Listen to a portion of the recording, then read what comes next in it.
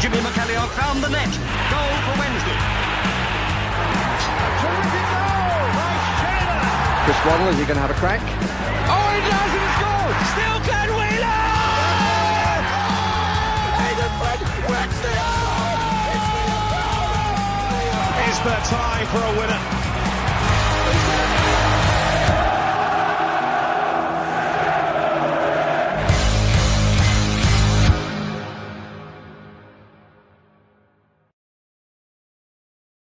Hello and welcome to the Wednesday Tie-Dye podcast. This is Extra Time. We're going to be talking about whether the positivity bubble surrounding Sheffield Wednesday that has been there since administration was announced, has that burst. I was heading down to the match yesterday and it did feel very flat. Could have been down to the weather, could have been down to a lot of things. Also, I just want to quickly touch on whether, again, I was, get lost in your thoughts sometimes. I'm thinking, looking at the league table, will we actually finish on minus points this season? That's just quite a negative thought to have. But in true podcast fashion, we haven't got through everything on the main pod. And I suppose there is a game next Saturday against Blackburn Rovers. No midweek game, Matt, so there are rests for the lads. They're 18th and just outside the bottom three. How do you see this game panning out on Saturday? I mean, I suppose it depends who's going to be fit and who's playing, I guess. This is two piss poor sides, like really piss poor. I was chatting to a Blackburn fan on the train. If you listen to our At the Match for the West Brom game, yes, you'll have heard me having a discussion with somebody on the train. They were a Blackburn fan who was going from the same station. They were off to Leicester that day, which is a game that they won, actually. They are a crap side, really poor. They've got as bad, if not worse, owners than ours. The good thing for them, I suppose, is they've been sustained by having one player a year who they can sell for 20 odd million. Yeah. I don't know is the honest answer, James, because again, you got no idea what Sheffield Wednesday side's going to turn up, do you? Like, statistically, we're better away from home than we are at home. I don't know, James. It's one of those. It's one of those because when Wednesday was a better performance than Steel City Derby, because Saturday was slightly better a lot better, I believe, than Millwall.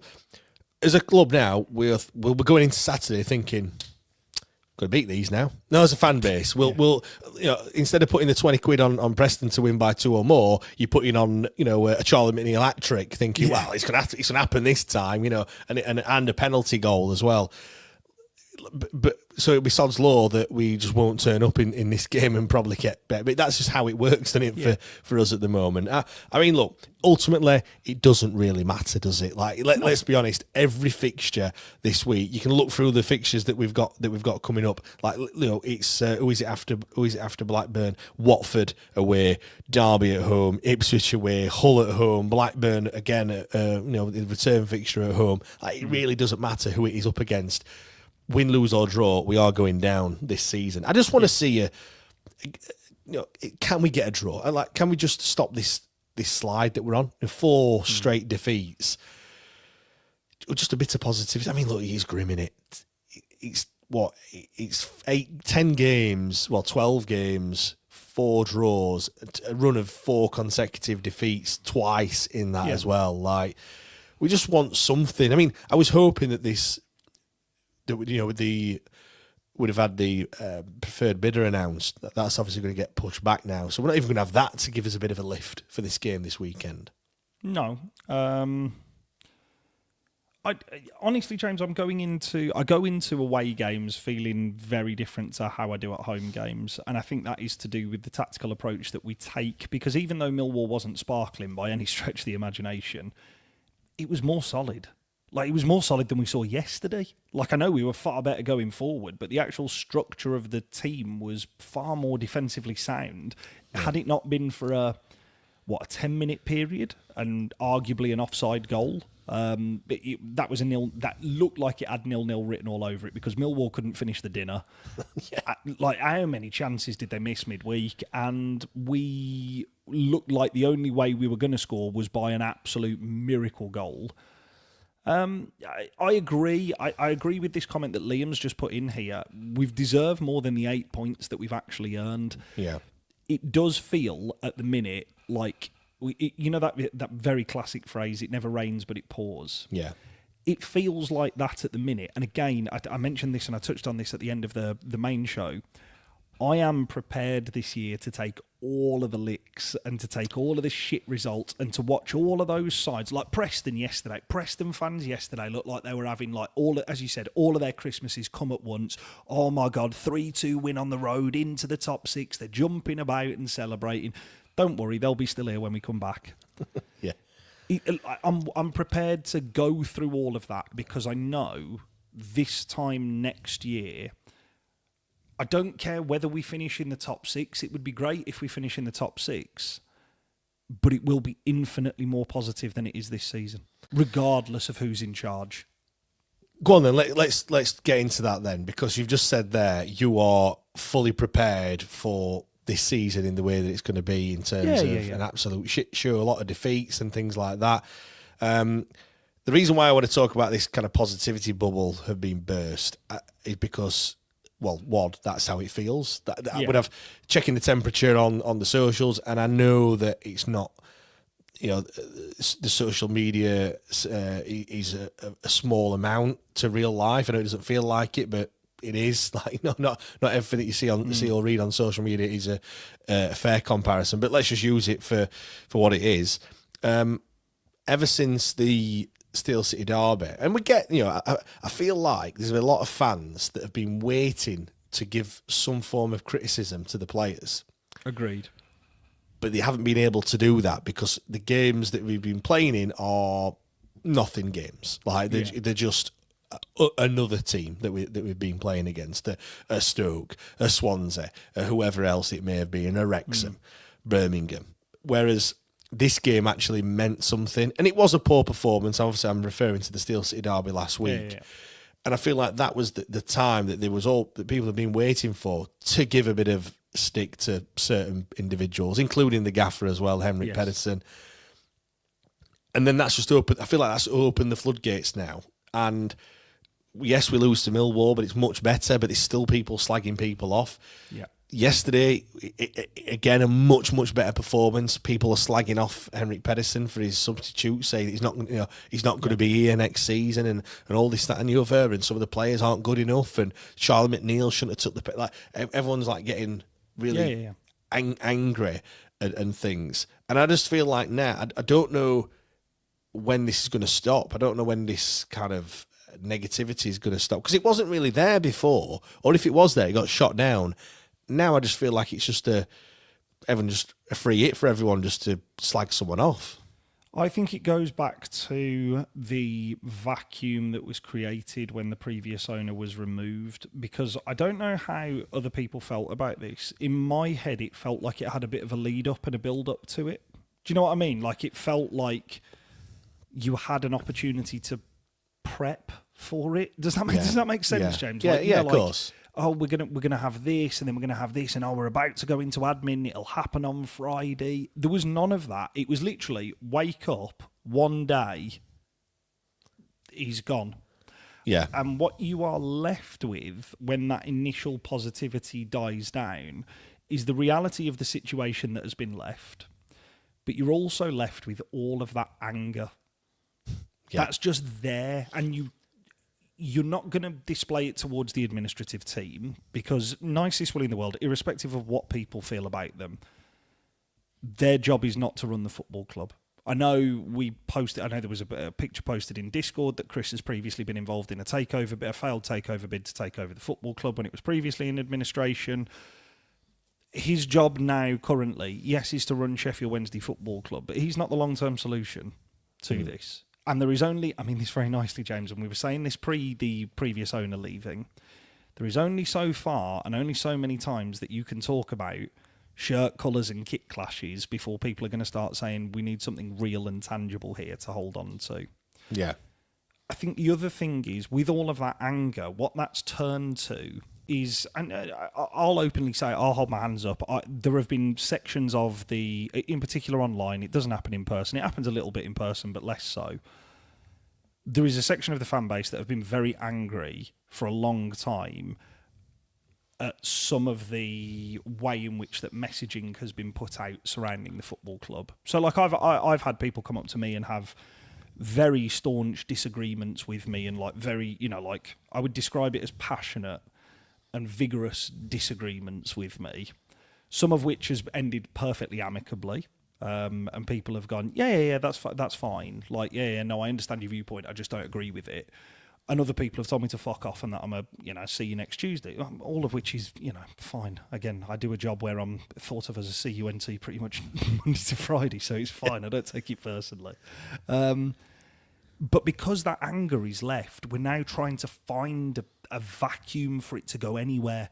And that can be at the players, it can be at Henrik Pedersen, it can be at the person who sits 4 rows in front of you, always shouts Gerrit Forward. It can be... There was a fight on the Cop yesterday, Matt. Yeah. So, I mean, like, people fighting amongst each other, like, whether that's through keyboards on social media or with your fists in front of the Cop. Like, it just... I think everyone wants all this to be over, and it's happening quick. Granted, all right, might not be as quick as what we first thought with it being delayed, but everyone wants it to be over as quickly as possible. And yeah, you're right. I think everyone is still angry because, again, the football on the pitch. All right, the performances, like I mentioned, have been better, but ultimately we still lose the game. We lose 3-2. We lose 1-0 against Millwall when we could have, we had chances to win the game. We a poor performance last week. I mentioned it's 12 games now that we haven't won a game in. We've only won 1 game all season. We've got Christmas coming up, and it's games come thick and fast. I do agree with Big Revs here. Reinflate the bubble when the new owners are announced. Yeah, 100%. But then that's been pushed back again. And I think the game last week was a real leveler. I think not a leveler. Like it did burst the bubble. I think because I think a lot of people, including myself, I thought we had a chance in that game, and genuinely, I thought we could actually. Certainly get a draw, and I did have dreams that we were going to beat Sheffield United. I must admit, and it will just stay as a dream because obviously it never happened. And then when it didn't, and it was so bad, it was just like because I do get carried away with myself, doing this podcast and stuff. You do think about like I was thinking, oh God, like if we win that game, like what a positive podcast episode that'll be. Just talking about fucking winning the derby and things like that, and it didn't, and it was just like an absolute. Shit sandwich, and then we lose again in midweek, and then the weather was shit on Saturday. I mean, again, it shouldn't make a difference, but it does. It does though, doesn't it? Because you're just thinking, no, what? I can't really be arsed. Like, and we should be excited. I also don't think that all the ITK stuff is really helping either, because we've got one person downplaying everything, and then the other person hyping everything up. So it's like, which one do you believe? That you've then got the people who we do think we can believe, which is the local journalists, just totally dismissing everything. So we've got one person saying it's going to be someone with no money. We've got the next person saying it's going to be someone with all the money, and then we've got the people who we actually believe saying they're all talking absolute bullshit. And so you just don't know, you don't know what to think, do you? And we're just being pulled from pillar to post. You feel like you have to be put in a camp somewhere of you can't just be just a fan. You have to be pro this or pro that or anti this or against this person and stuff. And I think it's just the anger's just building. And I also think that the fact that this deadline's being extended also doesn't help matters. We've got another week. Well, we don't know how long it's going to be, do we, Matt? A week, 2 weeks? No. I have no idea. Not got a clue. No, and that is the difficulty. But I think it was Big Revs who's put it in the comments here, who was great. I'd rather due process take its course than whiz through it and appoint someone of the ilk of the previous owner, if I'm being completely honest. And I echo that sentiment 100%. And then Matt has obviously backed it up with, we've had years of negativity, then admin with huge positive, had us all dreaming again, only to be brought back down to earth with a thud. I think I put something out a while ago which was about Rob Staten saying it's doing nothing for everybody, playing into that positivity of like dreaming about this. And I basically said I disagree with the sentiment of it, because I did disagree with the sentiment of it, and I still do disagree with the sentiment of it. What I don't think, and I hold my hands up, I've played my part in terms of having people on a platform who have been, you would quote, ITK accounts or whatever, but I wasn't using it. I wasn't using the information that person was giving at the time to try to do anything other than promote a public platform where people were comfortable in questioning an ownership. Does that make sense? Rather than saying there's this line of bidders who are all waiting at the door and this, because that was never the case. Like, it's never been the case. And for my money personally, I don't think that's been the case throughout this entire process. I think that there are people who are interested in the football club, but I think some, and again, this is just my own personal belief, I think some of the names have been pure fantasist. Like, pure fantasist. Like, I think some of the names that have been mentioned are not helpful, but I'm not going to stop anybody from going, why can't we have an owner like that? Why can't we do this? I think where it becomes really difficult is because there's the journalist. It's Matt MJ Shrimper, who is on X, who is a news reporter for The Athletic, has put out a post, when was it? 20 to 3 this afternoon. Midtjylland owner Anders Holsch Povelsen has not made a bid for Sheffield Wednesday and is not intending to make one. That is a name that has been put out in the Sheffield Wednesday sphere as somebody who's really interested in the football club. Yeah. It doesn't, and this was the point that I was trying to make in Discord earlier, doesn't mean that the information that came out originally wasn't true, that they were interested, they're just not going to put a bid in. Yeah. And some people I think are, and I'm not talking about anybody within Discord, I'm talking about people within the wider fan base who perhaps aren't as plugged into Sheffield Wednesday and invested as kind of everybody else is that some people will hear a name in, I don't know, the Park Hotel. So I was walking up the road after the derby last week, and I was hearing two lads in front of me, can have been no older than 19, James, and both of them were going, well, if it's not the Waltons, we're fucked. Like, that was legitimately a comment that came out of them. Well, if it's not the Waltons or somebody like that money, we're fucked. We're just going to go round in circles. And all I was thinking was, this is two fans who clearly aren't like wildly plugged into everything that's going on.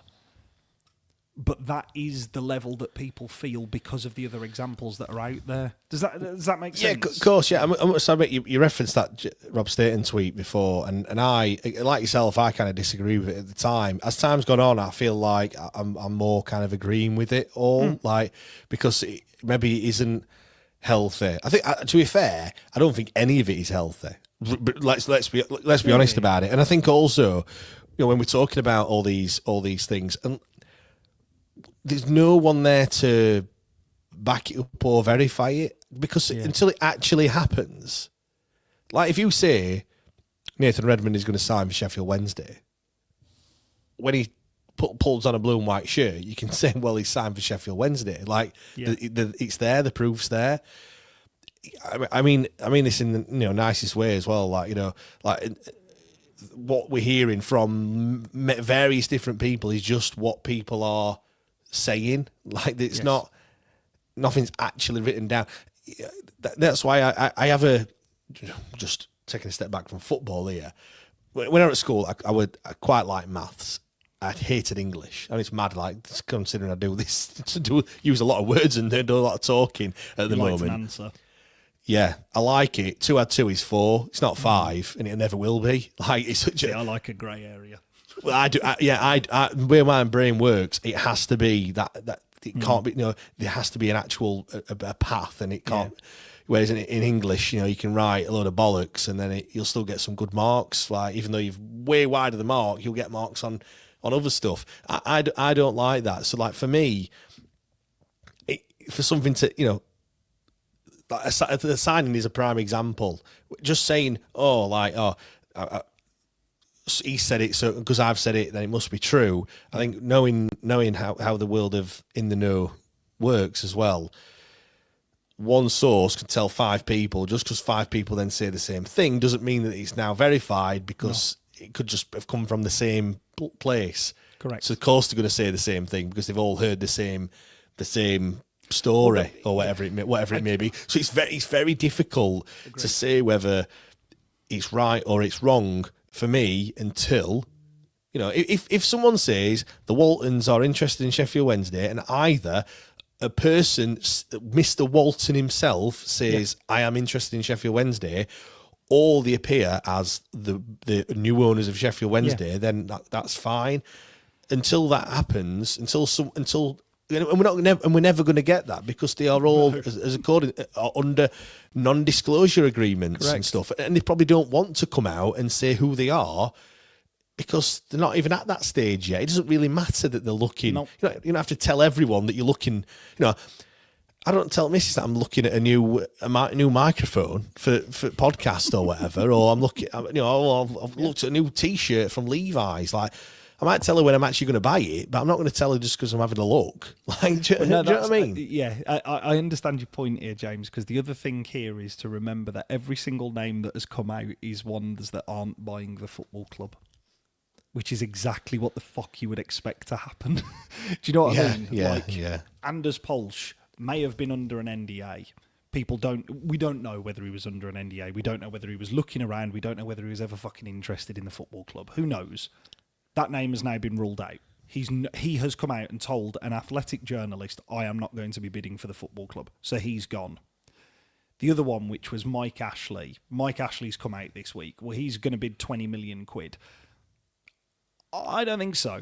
Personal opinion, I don't think so, because his name's out there. Simon Jordan, I've come out, I had a look at it, I put a consortium together, we are not bidding. There's another one that's out. If you have heard their name, there is a reason why you are hearing their name. You are hearing their name because they are no longer under an NDA and they can fucking talk. Yeah, and if they want to or whatever, for whatever reason that is, like, I don't really get it either. And also as well, again, people talk about these NDAs and stuff, and I've never ever had to sign one. Don't know what it entails. I'm sure there are different levels, stuff like that. But when people say, how do you know they're under an NDA?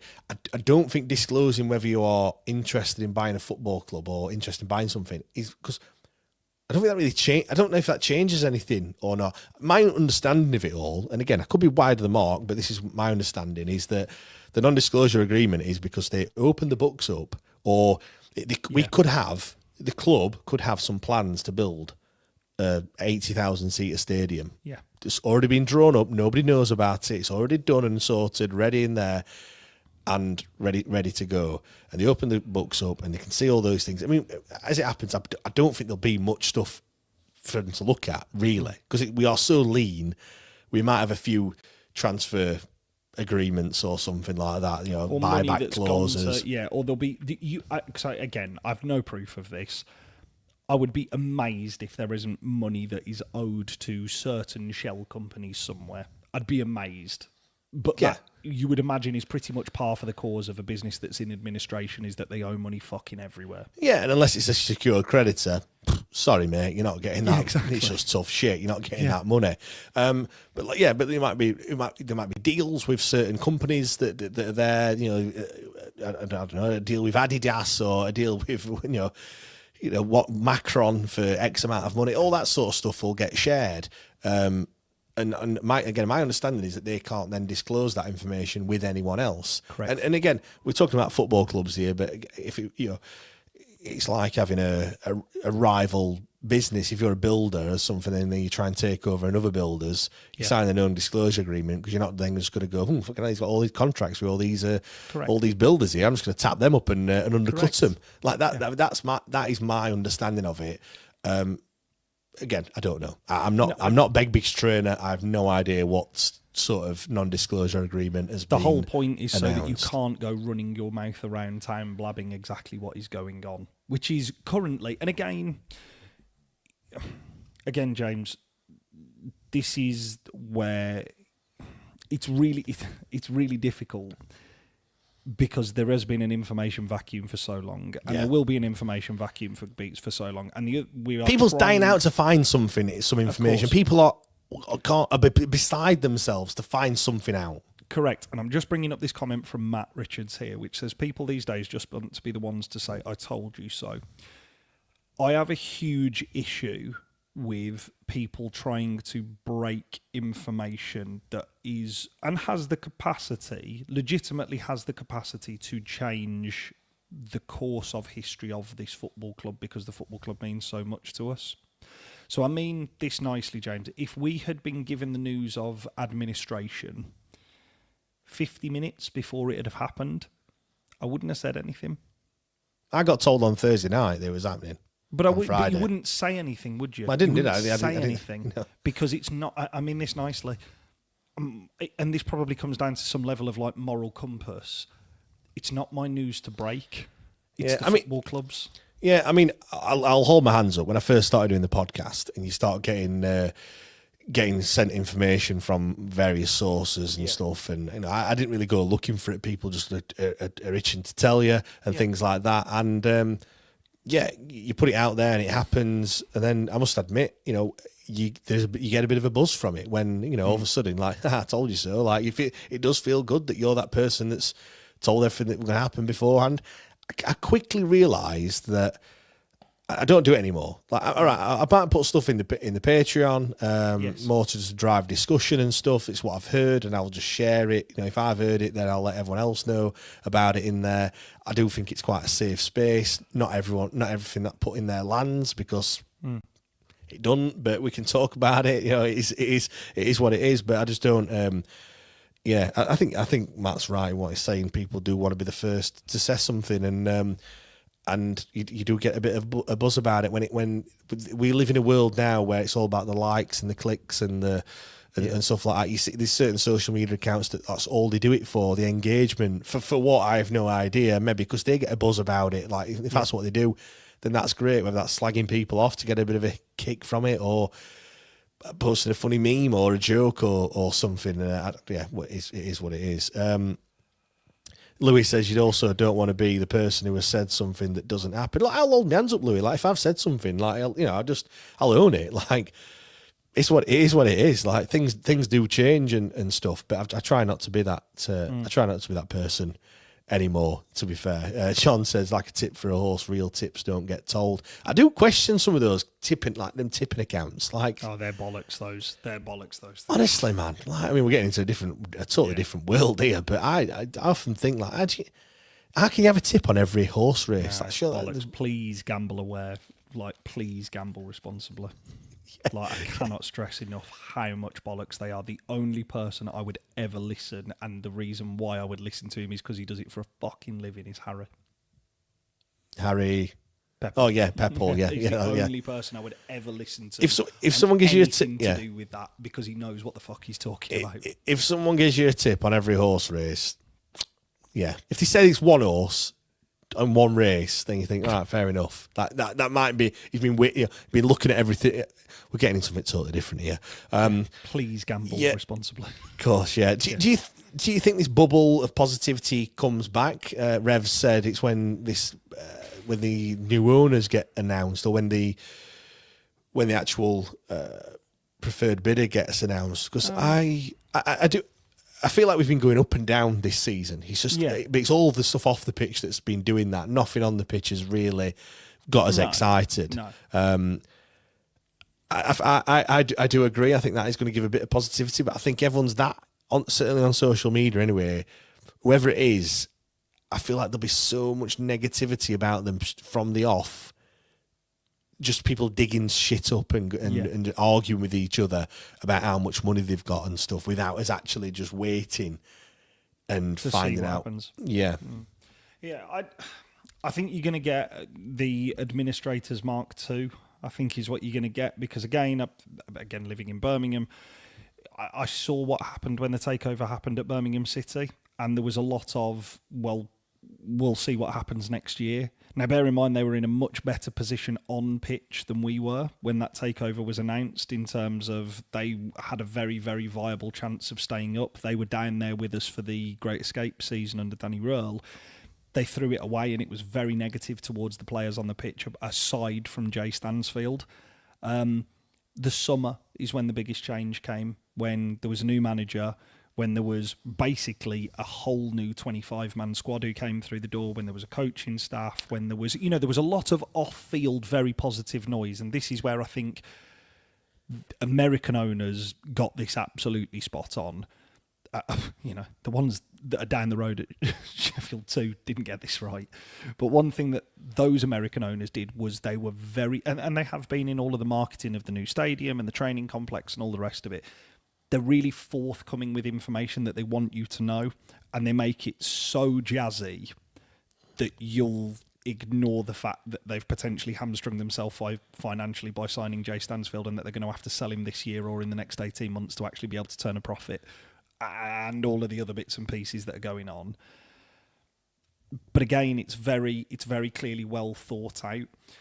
Would I like an owner just to come in and actually do you know what? If the owner came in and said, all you are going to hear from me, I'm going to give a really extended, I hope on this platform, but it won't be.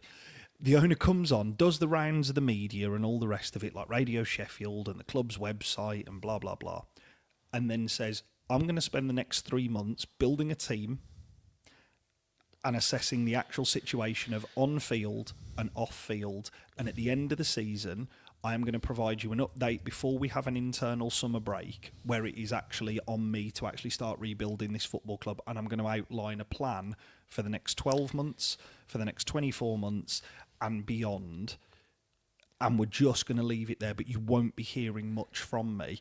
I would actually sit there and go, do you know what, actually? That's fucking really smart. Because it's very easy to get, like, say, for argument's sake, James, if they are, let's say they're in by January as a preferred bidder. You know what everyone's going to say, aren't they? Well, it's time for him to make some fucking signings. Who? Who's going to come?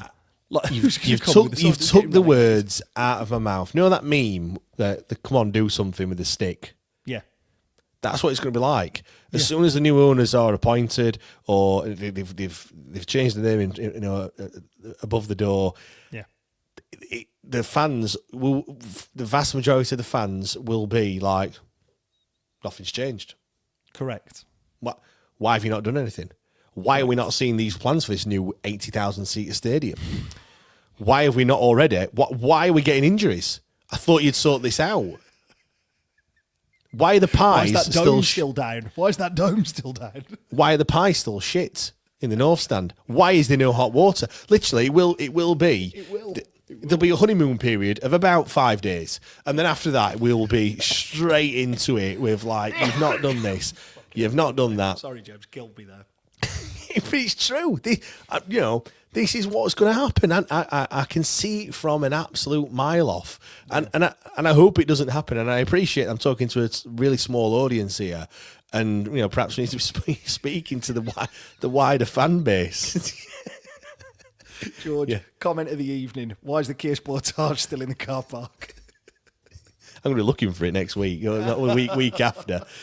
That's... Yeah, why is Ugbo still here? Why have we not got... It'll be all the whys, and it'll be all the... we not signed this person, and we'll be asking loads of things. Why is this not changed? Because we, as a fan base, we will be so impatient. It is untrue. Yeah. This is why... When we've been through the shit that we've been through, and we ask this question, and people get involved in the comments, and it's been a discussion over on Discord as well. When we're asking, would you take kind of 3 seasons in League One if that meant that there's going to be money spent on the infrastructure and the training ground and this, that, and the other? And I appreciate this was spoken about when we still had him in charge and not a new owner. And everyone was in agreement that they were like, yeah, I would do that. Utter bullshit. Like we wouldn't. I think we say it and we try and convince ourselves that that's what we'd do. But as a fan base, I don't think we'd take it. Like if we spend longer than 6 months in League One, we'll get angry and shocked. Like you have to spend 12 months there before you get out. Sorry, James. Can you imagine Do you remember back in the first season of League One when we lost to Shrewsbury on New Year's Day? Piss down rain. Yeah. And they behave like they've won the Champions League. I remember walking out there and thinking, oh, the world's falling apart here. Like, the world's properly falling apart here. I saw a young lad get a clip that day, which I haven't seen. I'm not condoning violence against children by any stretch of the imagination here. However, it did hark me back to a time as a child where there was this little lad who's, I can't remember whether I've told this story on the pod. I definitely put out a tweet for it. Somebody actually tagged that Didn't Happen of the Year awards in it. I wish it hadn't, but it was fucking funny. There's a little lad stood in front of me, freezing cold, like dithering, like shivering his nuts off. I know we're going off on a tangent here. Freezing his nuts off.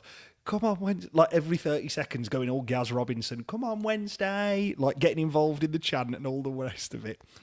Honestly, James, 80 minutes when we didn't look like we were having a fucking any sort of joy from it. He just shouted at the top of his voice, wank this. His dad gave him a fucking right clip round the back of the head. Yeah. This kid must have been no older than 7. Bloody hell. Honest to God. It was so, but that's the reason why I tell that story, James, is because that's going to be it in a nutshell. Can you imagine if we're January next year and we're 14th like Bolton are? Or like Bolton could be. Like, or 16th and we're not going anywhere. The meltdown will be monumental. Honestly, I'm as long as I can see actual genuine improvement and there's an actual plan, and if that's what they say is going to happen, I mean, I commend them really if that is what's going to happen. But I feel like we want instant success immediately. And look, are we bigger than League One? Yeah, yes, we are. Like, I'll just say it. I know people are going to come out and go, no club's too big for any league or whatever. Rah rah rah. Like, if we meet anyone, Sheffield Wednesday are a Championship football club. All right, recent form tells you that we are yo-yoing between League One and the Championship, and we're now into our 7th season in League One since the last time that we were in the Promised Land and stuff. And yeah, like is what it is. I asked a question to Steve earlier. They had the kids, so I went for breakfast, and I asked him the question, just totally curveball here. Do you actually want Sheffield Wednesday to be in the Premier League? Me? No. God, no. Fuck no. No, absolutely not. We've had this conversation, I think, before. Yeah, I think we have. Maybe we have. Yeah. Because I've I just want him. I want to support a football club that I can get behind, that kind of values me as a supporter, as a fan, that just seem to be doing the right things. And we just get to watch some decent football. Like, it doesn't have to be Premier League football for that to happen. But I think there's so many people that I guess I suppose it's just you want to tick it off. And for a lot of, and I've never supported a football club. All right, I was a supporter from when I was born, but I can't remember as being in the Premier League. I would love to have a season ticket where we are having Man City's, Man United's, Newcastle, Arsenal, Chelsea. Insert all Premier League football clubs in there. I would love that. But then I think once I've done it, I'll probably think like, well, that was such a shit season of getting absolutely hammered every single week. Let's be honest, that's what's going to happen. Yeah. I don't think I'd actually really enjoy it. To be fair, I think I just want to support like I said, just a club that. It's just all right. And we haven't had that for such a long time, have we? No, we haven't. And I think I had this conversation with my dad when we were driving up, which is to do with the fact that I can't remember a period of stability that this football club has ever existed in. No. I don't actually... Again, people will know, I'm 36.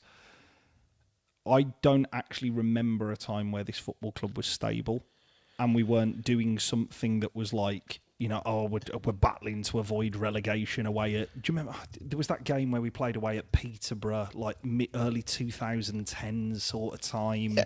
Because if you go through... When was the Canio push? That was 98. Yeah. I see that as the decline of the football club, really.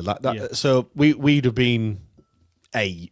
Yeah, 9 years old at that point, and then ever since then we have Then we have Dave Allen comes in, doesn't he, as chairman. We then go down into League One. We spend absolutely no money whatsoever. You know, Chris Turner's the gaffer, and he's got literally a bag of balloons to spend, like literally nothing. We don't bring, you know, we have the relative success of Cardiff and things like that, and that was great. But again, it's only relative success because you've had to drop down a league to actually get something. You know, we have we just tread water in the Championship. We haven't got any money to spend. We nearly go out of business. Milan Mandaric saves us, you know, and then we, you know, get back into, you know, we've dropped back down into the League One by this point again. And yeah, do you know what I was thinking as well, Matt? Are Sheffield Wednesday fans the most hard done to fans in the Football League? Like, no, God, no. God, no. No, we've got to be up there though, surely. All right, if you take Bury out of the equation because they've not got a football club anymore, Bolton, but when you look at it, in relative, Wimbledon, I will grant you were in the top 10. But if you look at it in terms of relativity, like you know, we are a big club, not really performing at all. When you look at all the league finishes that we've had, we've very rarely, if ever, finished in the top half of the league. No, unless we have to drop down a league, which is why I mean it's all relative.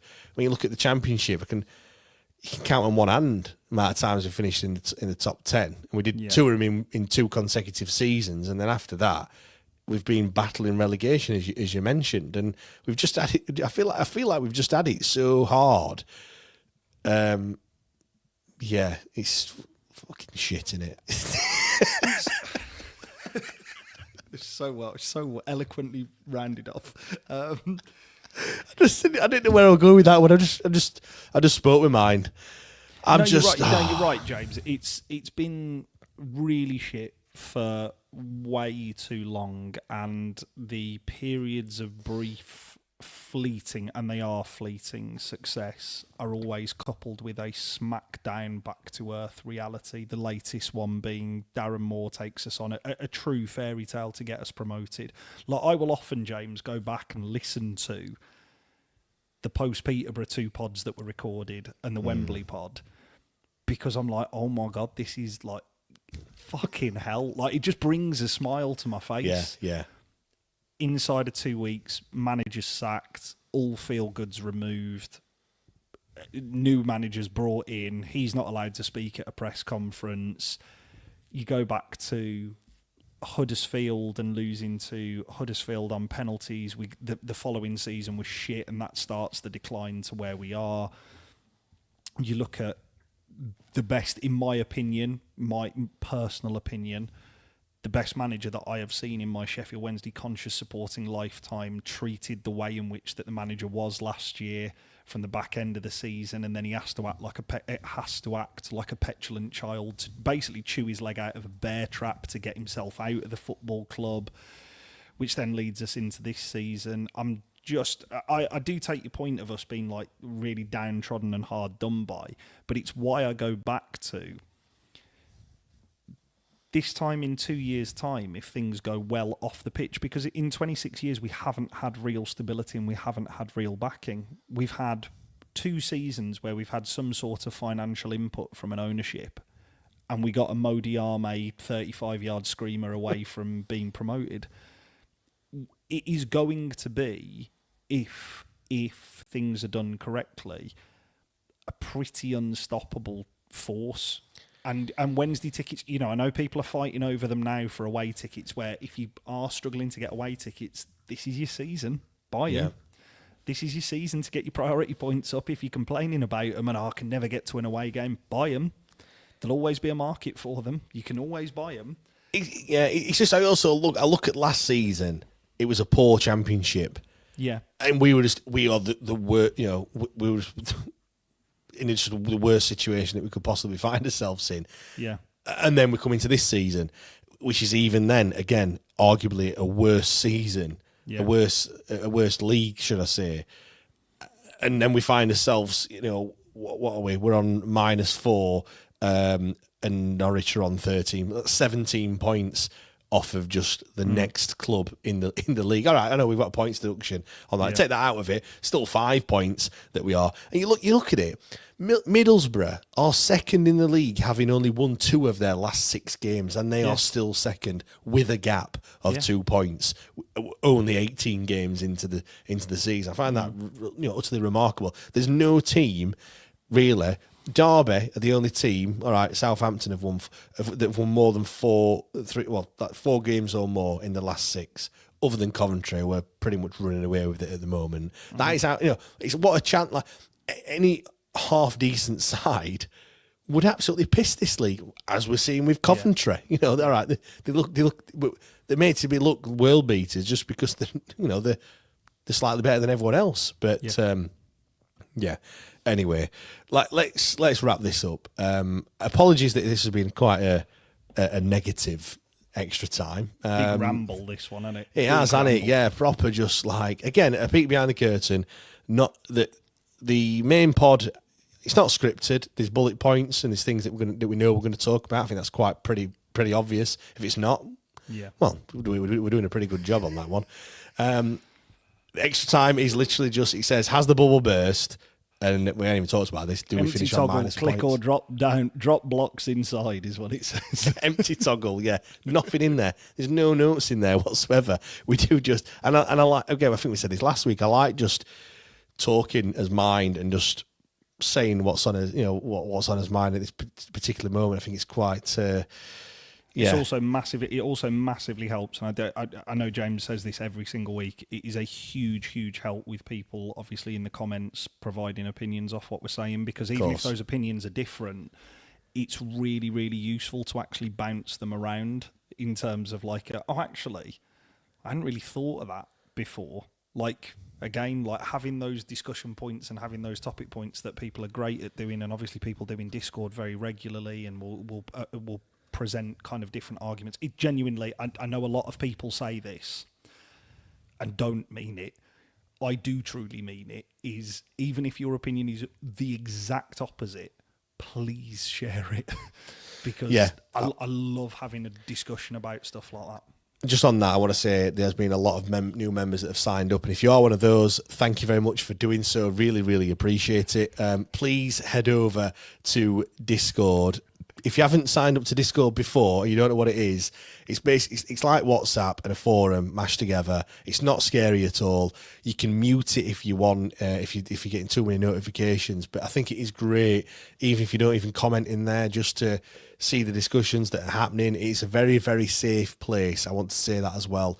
Yeah. Twitter is absolutely horrible, and you get shot down for every opinion that you might even have, even for not even having an opinion as well.